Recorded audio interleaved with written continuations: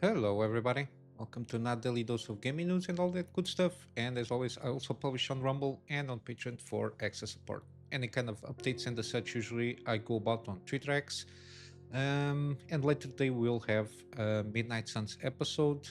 And just a quick reminder that I already have some completed gameplay series, some older ones 1080p, and the most recent ones in 4K, in case if you want to check out those. Let's go to the news. Similarly, Intel is squeezing out of the difficult situation that they are at the moment, given that they reportedly tapped 8.5 billion in new funding over the past week. Again, their own capitalization, so the stock price and everything is very low. They're supposedly below Starbucks. Again, I don't know what's the correlation there. I don't understand very well this kind of um, pretend economy of the stock market and the such. Um, but the fact that the capitalization went below again, it brings out opportunities of people buying things when they are low to try and sell them when they are high. Basically, that's my assumption there. Um, and again, as the article says, that they attract phenomenal interest from bargain hunters, premised on the belief that U.S. government will not allow such a strategically important entity to go bust. Again, Intel to a certain degree is very important to U.S. government because to the legacy of being United States company, so U.S. company. Yeah, I don't think that they will try to do as best as they can through all means and such as possible to not let Intel go down. And I think to a certain degree, Intel it's counting on that for several programs. One of them being the CHIPS Act and a kind of other injection of money. But yeah, Intel has reportedly tapped new funding over the past couple of days. They received authorization for $3.5 billion in direct funding under the Secure Enclave program of the Department of Defense. Again, making chips for missiles and the such. I will assume, and other things. I will assume like infrastructure, like the computer stuff, and inside the Department of Defense. I will assume that something like that. But yeah, they officially received that. In addition, again, to the 8.5 billion in grants and 11 billion loans that Intel is slated to receive under the chip hacks. Again, I think this is to mitigate a little bit their own blunders. Um, Also, Apollo Global, which is one of those asset management firms like BlackRock, Vanguard, and all those guys there. Again, this is a little lower on the high end there, on the $350 billion. I think, for example, BlackRock manages around 3.5 trillions or something like that. It's on the trillion kind of a thing there. So this is a low balling to a certain degree. Um, this company, being Apollo Global, is willing to make an equity-like investment, which is usually not a good word. I like to see equity stuff there of around $5 billion in Intel. That considers a phenomenal vote of confidence in the chip makers recently announced turnaround strategy. Again, I think it doesn't equate. It's trying to invest $5 billion on that company while their capitalization is low, and then expect that the strategy itself turns out to be good, taking into account that they're going to be invested through the US government grants and all that stuff. And when the stock prices is higher, I think they will try to sell, so to make a profit out of those 5 billion investments. At least that's usually my perception of, in a very broad term, how this usually works out here. Again, Intel is also planning to spin out its chip manufacturing arm as a separate subsidiary, which will create some much needed distance between the chip design stuff and the manufacturing competencies, and can play an important role in attracting additional customers. Again, I think if they really want to introduce themselves in the foundry chip making business there, they really need to distance themselves a little bit from the design. So it kind of at least projects some independence, so they don't seem biased. They prioritize their own chip that they only will manufacture their own chips, then they have a kind of more open market kind of thing.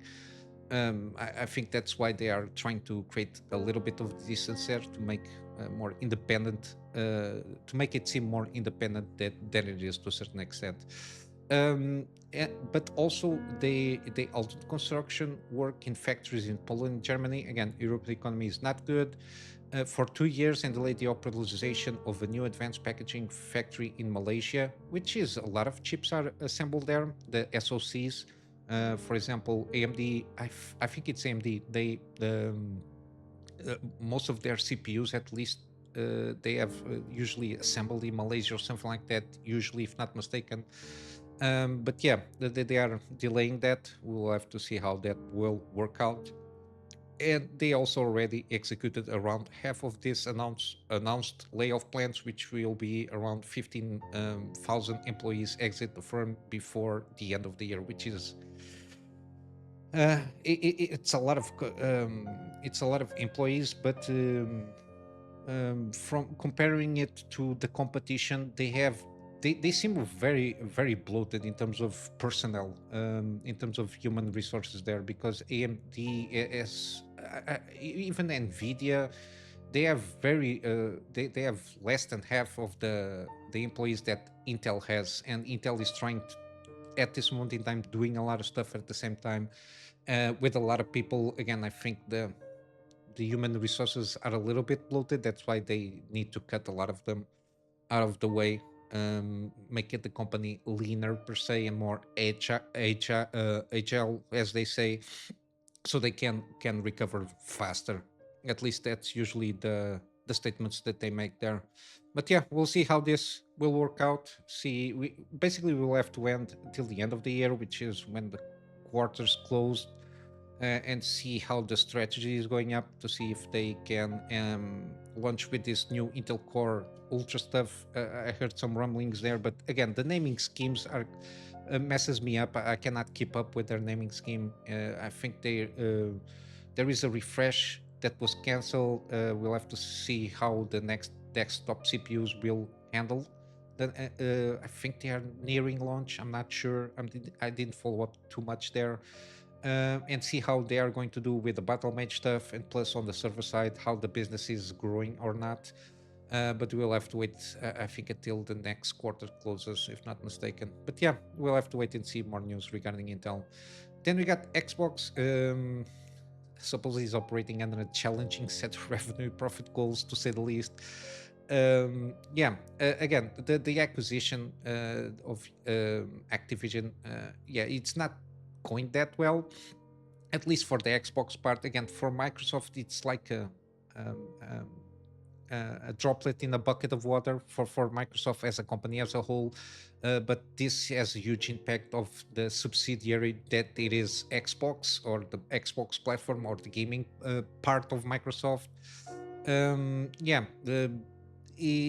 is having a lot of negative impacts there, at least for the time being, even though they projected that this acquisition is going to be good in the long term. But we'll have to wait and see if they were right or not.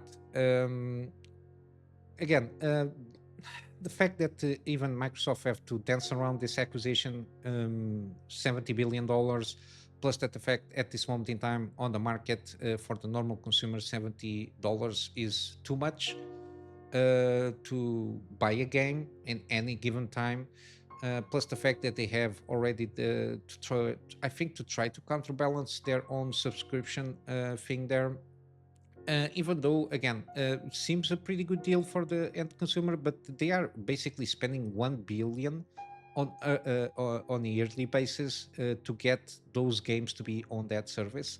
So for the service to be um, uh, to make a profit out of that, they need to make way more than $1 billion on that subscription, which I don't think in the article they didn't say hugely how, like an approximate figure of how much they are doing there in terms of revenue from that service, and I'm not sure what the latest number is.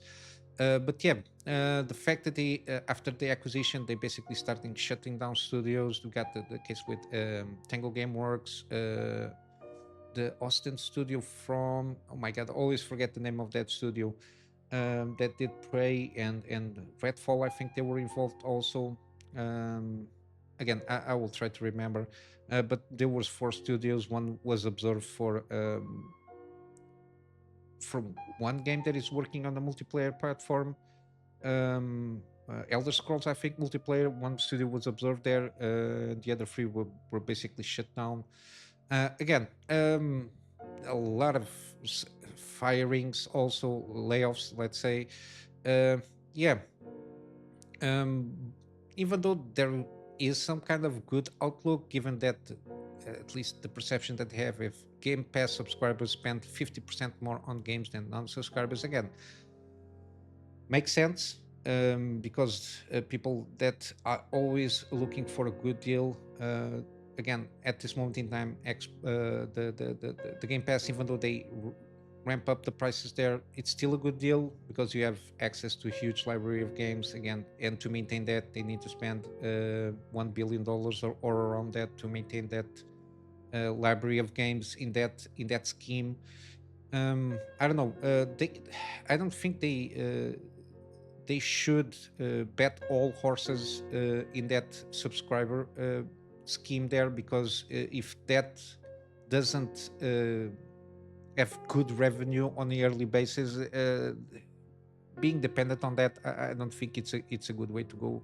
And I think that the first party like games that are now part of their library, like for example Call of Duty and all that jazz, that usually brings a lot of sales, introducing them directly on the Game Pass scheme, it only is going to tank their revenue in the overall business there.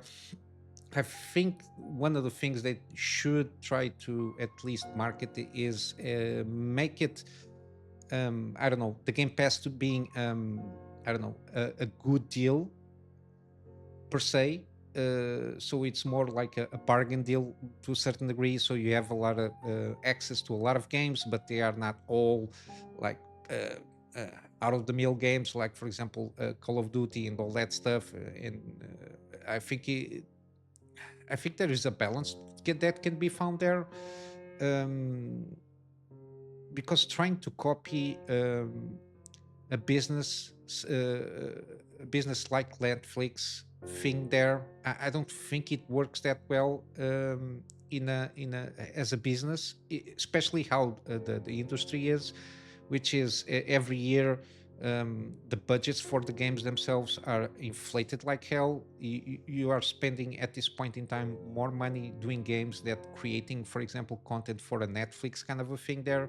Uh, you're spending 250 to 300 million dollars almost per AAA game, and make it try to recoup that investment through just the Game Pass there. I don't think it's a good strategy, especially in the long term, um, because the money that you can make as a full priced game, instead of introducing directly on the subscriber plan there, it dilutes and dilutes a little bit the revenue there.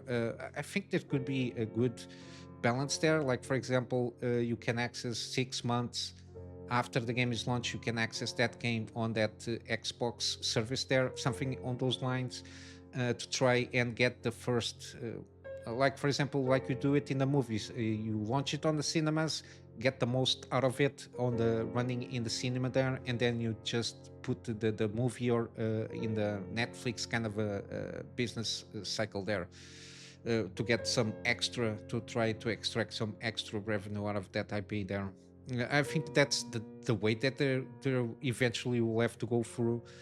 Try to not be so dependent on the Game Pass there. But yeah, we'll have to see what they are going to try to do there. In terms of games, we got God of Ragnarok, came out the PC port there 2 years after the coming out on PlayStation, and again, it's kind of being almost review bomb on Steam again with the thing with the PSN linking requirement again. I don't. I will reiterate. I don't think how PlayStation thinks is going to make money out of this port here, in the sense. uh, that you have already the fact that you need the PSN account to play this game, which is a single player offline game. You will need a PSN account basically to buy this game. You, the fact that for you to have a PSN account, it is basically restricted to 180 regions or something like that. By itself, we're already shrinking the market automatically, and then in the PC market, which is used to have more freedom, let's say, from ecosystems. Even though Steam by itself is kind of an ecosystem, even though it's more an ecosystem of distribution than anything else, it's not an ecosystem like, for example, PlayStation or Xbox with kind of this kind of exclusivity deals. Even though to a certain degree, Epic Game Store tries to do that. For example, you have a bigger game like Alan Wake 2 is still exclusive to Epic Game Store, and I think a couple of more are exclusive in that sense. Again, you're limiting yourself in the market by not being available in that, and there is no need. I can understand, for example, Helldivers 2, even though it's a specific case, but for example, a multiplayer game where they want to have some kind of control on the multiplayer side of things, you might have to be you might need to get that PSN account linking requirement there. I can understand in a multiplayer game, um, but in a single player game, I don't see a case for this. Again, the fact that Sony, in this case, more specifically PlayStation, is in deep shit, mainly because of recent blunders, most recent Concord, and the upcoming one that people are guessing that, for example, Marathon is not going to be a good game and it's not going to sell that well. They are trying to having kind of a saving face out of this, which is kind of bolstering their PSN members, let's say. But in the end, the people that were using this probably will play the game, and that's it. It doesn't, in terms of revenue, it will not count for them because the revenue they will get is from the sales of the game, not the fact that they have a PSN linking there. Again, I don't know what kind of shenanigans they need to clear their shit together. Because I'm one of those persons that I will not accept this PSN linking requirement thing. Even though I think I'm one of the regions that can open a PSN account. But yeah, I'm not going to do this. I will prefer going for GOG games that are from PlayStation, part of the publishing arm there. There are some games there that usually go around on enter on a deal, and you don't need any kind of shenanigans when GOG, in terms of online activation or online kind of persistent thing there. But yeah, even though it's got decent numbers, but yeah, I'm not sure if this is going to sell. At this moment, is around 67% positive reviews. But yeah, I'm not sure. Let's see if I can. Yeah, I don't know how to see the history there. I need. Yeah, I need to sign in. I need to sign in and make the link there so I can see how it fares in terms of the history of the review stuff there. But yeah, it's not in a good place. Again, and one of the comments there on the reviews part of the Steam page there is basically there is no reason for a single player offline experience should require any third party login, especially a PSN account on a PC platform.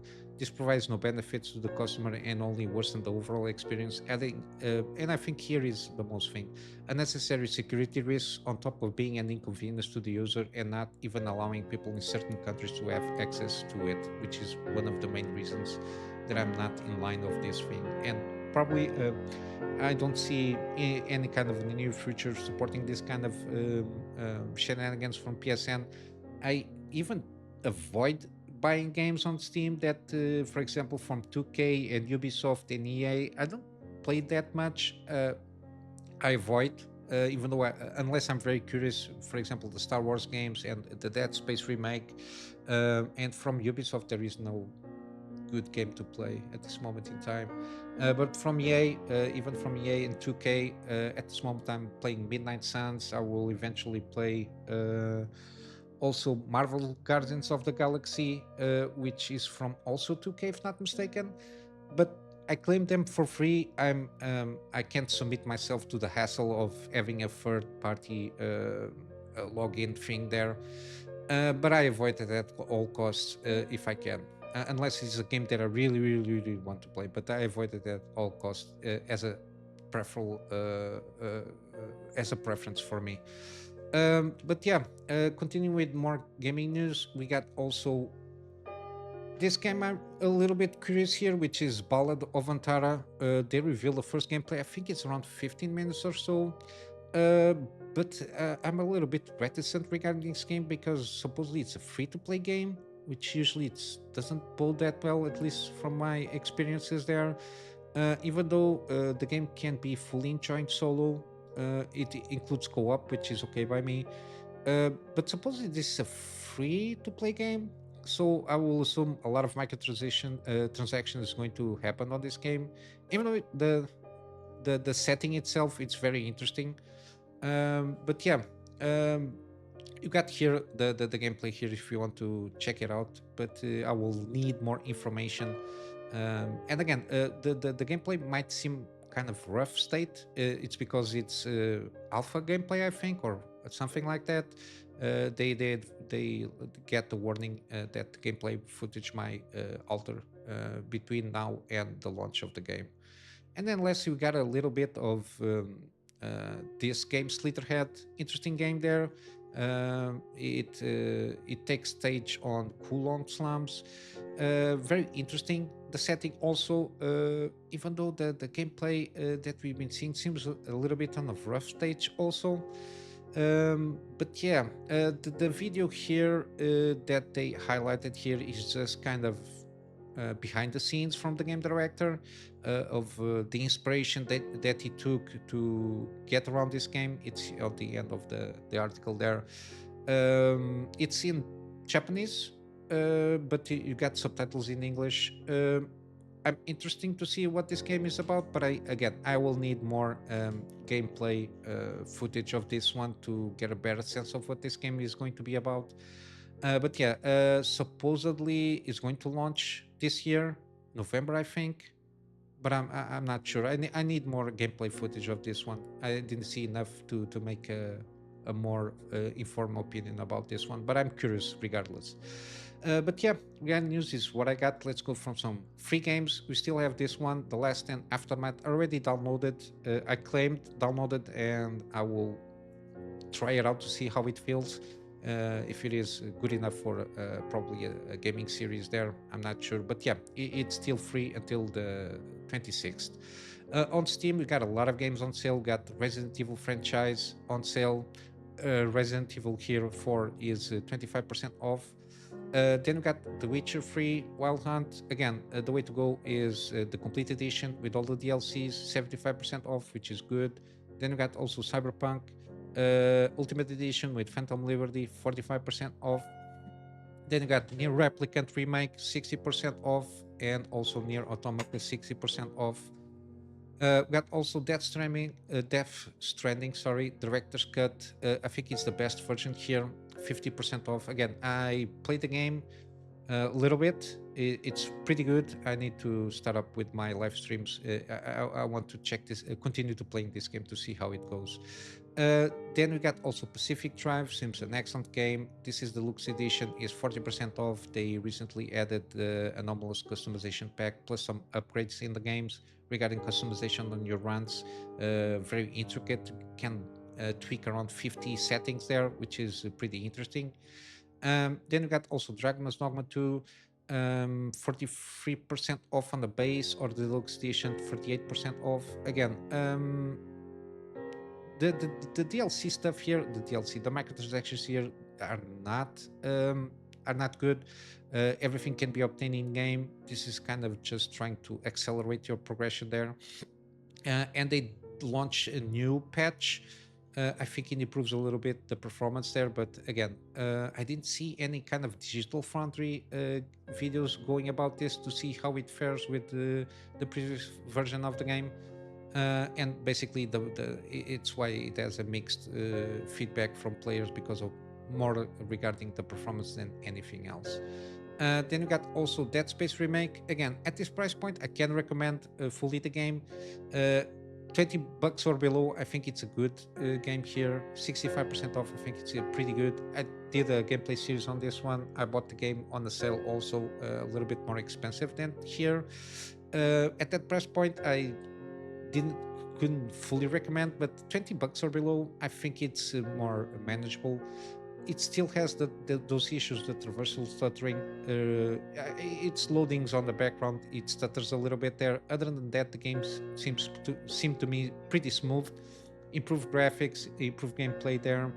It's the only thing that lingers in terms of nitpicking is the traversal stuttering when it loads stuff on the background there. It's the only nitpick that I have there. And then lastly, we got Elden Ring. It's on sale. The base game is 30% off. Again, it's a must play if you like this kind of games. And I really do recommend Shadow of the Earth DLC. So I think at this moment in time, the best way to go about it is buy Elden Ring base game and then just buy the DLC there for the full price. And yeah, basically, it's what I can recommend fully at this moment in time. But yeah, this is going to be for today. I will wrap up with a plug on my Patreon for access support. This access support is for me to get in line and getting a better storage solution so I can have backups of the stuff that I do for my clients and also some extra space of the videos that I do for the channel. And with all that said, I hope you have a wonderful day and I will see you in the next one. So until then, Kunamy Master out.